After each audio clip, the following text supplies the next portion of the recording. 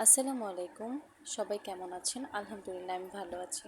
আমি আজকে আপনাদের সাথে শেয়ার করব চিংড়ি মাছের মালাইকারি। সো ফার্স্টেই আমি চিংড়ি মাছের ভেতরের পোর্শনটা আমি একটা শলা দিয়ে নিলাম যাতে বাঁকা হয়ে না যায় ভাজার পরে। সো আমি হলুদ মরিচের গুঁড়া দিয়ে লবণ দিয়ে আমি সুন্দর করে মাখিয়ে রাখবো আধা ঘন্টা।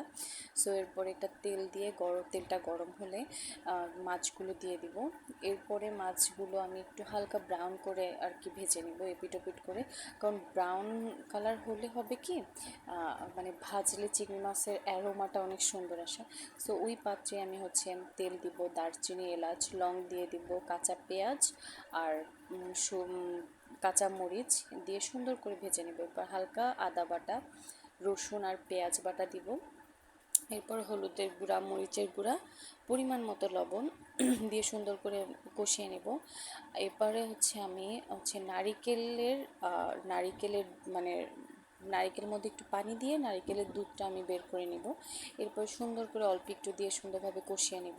উপরে যখন তেল ছেড়ে দিবে এরপরে আমি চিংড়ি মাছগুলো ছেড়ে দিব, দেখতেই পাচ্ছেন। ছেড়ে দেওয়ার পর এটা সুন্দরভাবে কষাবো। কষানোর পরে আমার নারিকেলের দুধটা আমি পুরাটা দিয়ে দিব। দিয়ে দেওয়ার পর এটা মৃদু আছে আস্তে আস্তে করে সিদ্ধ হওয়ার মতো উপরে একটু কাঁচামরিচ দিয়ে আমি সুন্দর করে হতে দিব। এরপরে উঠানোর আগে আমি জিরার গুঁড়ি ছিটিয়ে দিব। সবাইকে ধন্যবাদ, আমার পাশে থাকবেন।